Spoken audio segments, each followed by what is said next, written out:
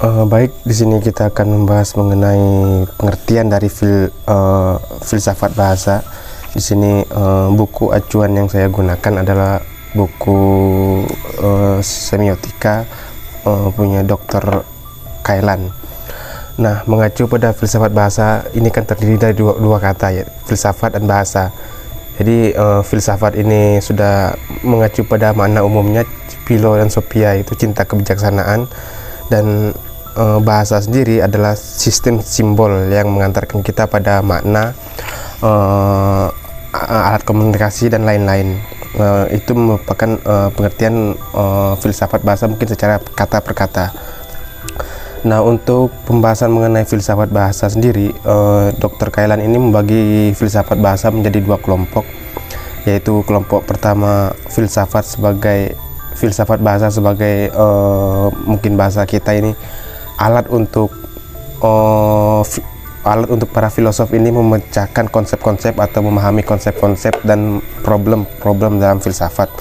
Semisal mengenai idealisme, dunia ide Plato. Apa sih dunia ide itu?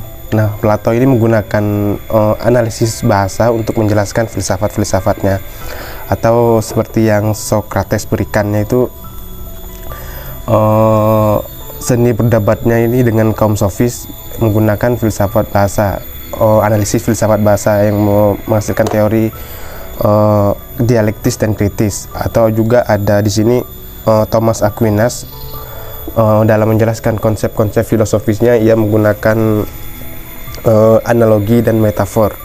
Ini merupakan kelompok pertama dari filsafat bahasa, yaitu bahasa sebagai media untuk memahami konsep-konsep dalam filsafat.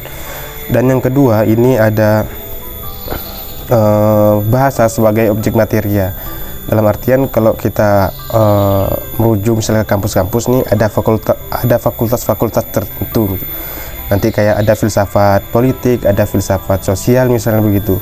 Nah, di sini filsafat bahasa sebagai objek kajian tersendiri.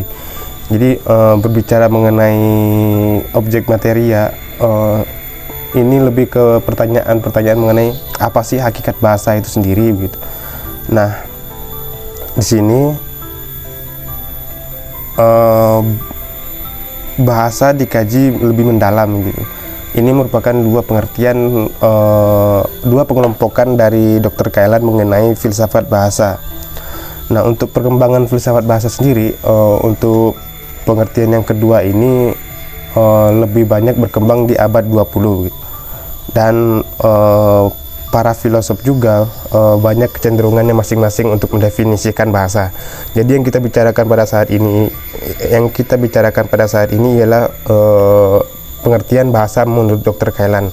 Di sini juga ada beberapa bentuk pengertian bahasa, pengertian filsafat bahasa, salah satunya menurut Bloomfield, yang menyatakan bahwa hakikat bahasa adalah sebagai bentuk empirik yang merupakan sarana ekspresi manusia gitu.